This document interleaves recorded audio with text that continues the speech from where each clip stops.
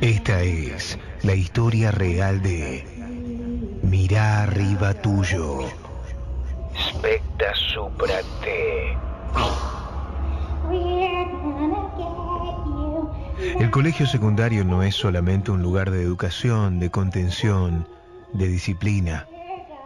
Puede ser también parte del misterio, del horror, de lo perturbador, lo inexplicable y lo extraño.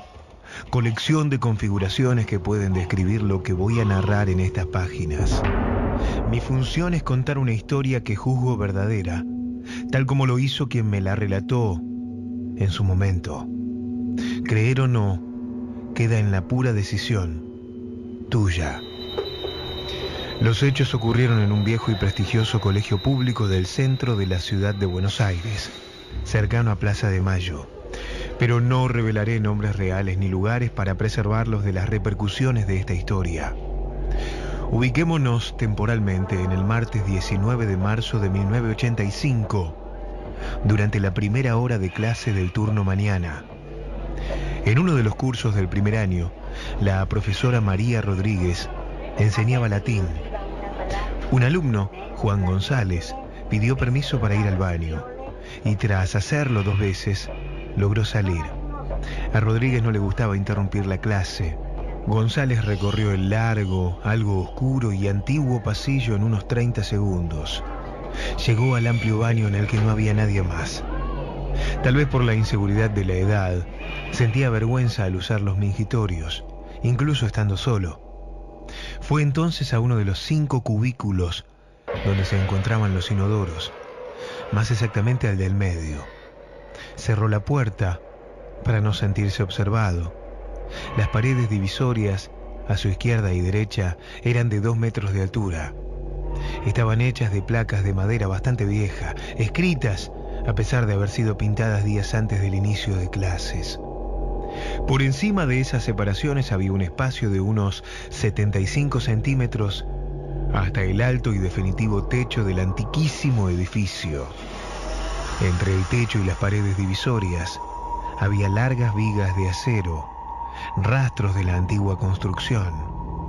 Mientras González se aliviaba y terminaba de orinar, escuchó la voz de una chica adolescente desde muy arriba, casi un susurro que decía siseante, muy bajo y lentamente: Specta supra te. Specta supra te. Specta supra te. Asustado de que lo estuviera mirando, una compañera entrometida y bromista dejó de hacer sus necesidades como pudo. Mientras se subía nervioso y rápido el cierre del pantalón, volvió a escuchar aún desde más arriba, pero más cercano, el mismo murmurar: Specta supra te.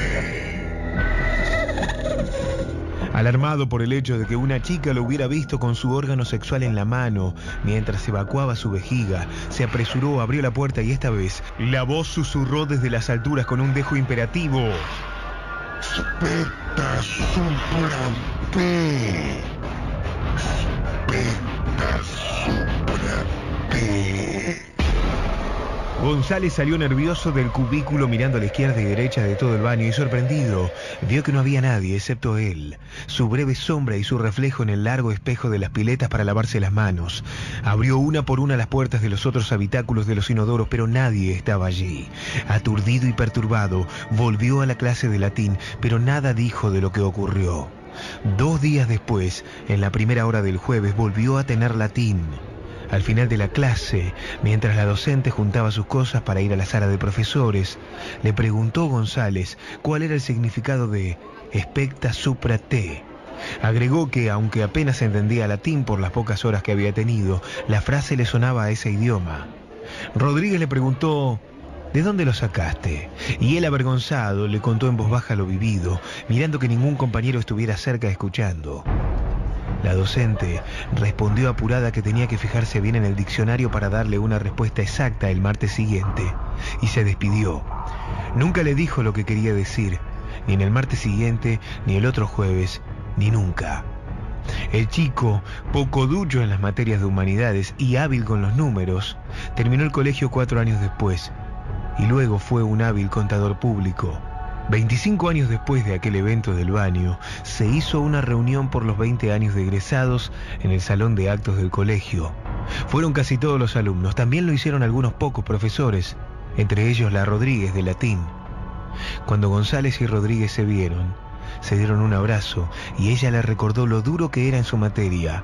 Él le recordó que, si bien no era el mejor, recordaba algunas pocas palabras.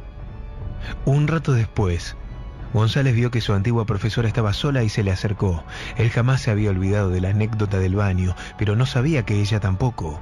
Sin rodeos le preguntó si recordaba aquello y si sabía, tras tantos años, qué significaba expecta supra te, ya que ella nunca lo respondió y él no había querido molestarla. Ella, sorprendida, pensaba que él lo había olvidado. Se le acercó y le dijo en voz baja que le contaría todo, ahora que habían pasado tantos años y que él ya no era un chico, pero que no lo divulgara, porque podría repercutir mal en su carrera y en la reputación del colegio. En un rincón apartado lejos de los demás, ella le contó que entró a trabajar en el colegio pocos años después de haberse recibido, un año antes de tenerlo a él de alumno. Los profesores más antiguos del departamento de idiomas la duplicaban en edad y ella se sentía intimidada ante algunos que eran considerados eminencias en la materia, que habían publicado libros, que poseían un renombre.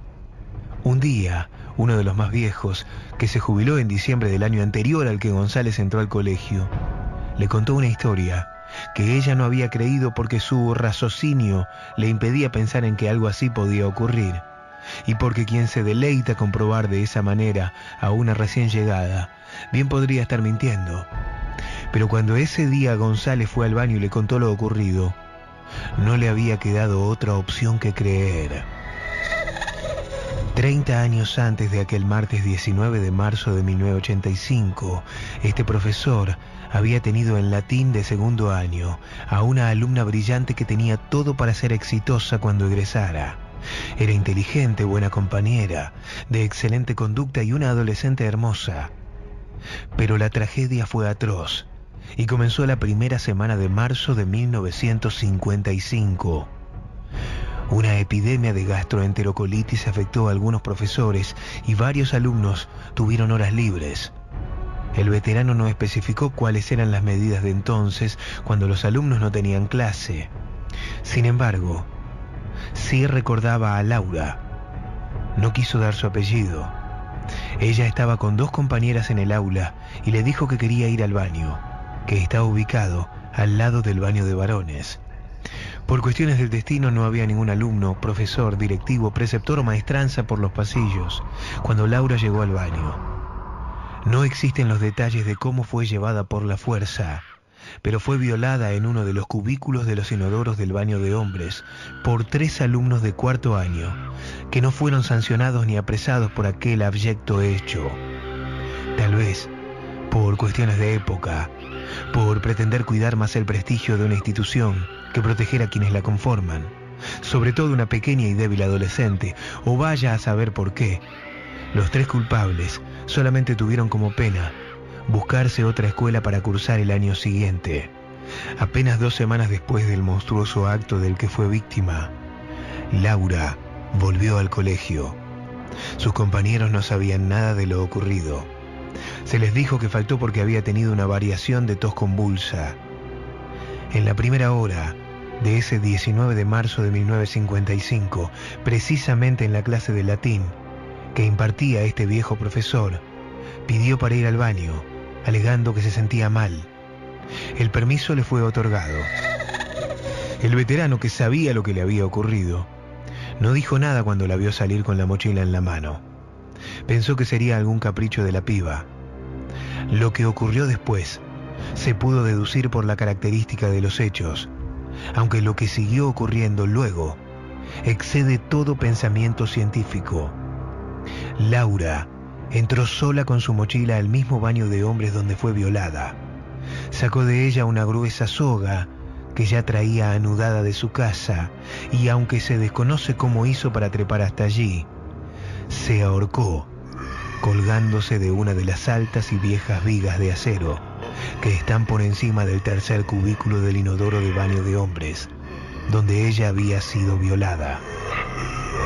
En su mochila encontraron una carta manuscrita de su puño y letra, en la que decía que no toleraba más vivir así, que no concebía el cruzarse con los hijos de puta de sus violadores a diario, que nadie había hecho nada para ayudarla, que estaba desesperada, que sentía que no valía nada, que, y esto estaba escrito con un grueso trazo y subrayado, si ella pudiera, los haría sufrir a todos por haberla hecho sufrir así. Según este antiguo docente, a veces, desde entonces, ella se le apareció a algunas personas, casi siempre adolescentes jóvenes. La profesora Rodríguez le dijo a González que por eso aquella tarde, hacía 25 años, le había respondido con evasivas, porque él había tenido suerte en su ignorancia, porque la voz de esa pobre chica, sobresaliente en todas las materias, pero más que brillante en latín, le había dicho specta supra te, que mirara hacia arriba de él, que la mirara colgando, fantasmal y muerta, desde la vieja y oxidada viga donde se había ahorcado.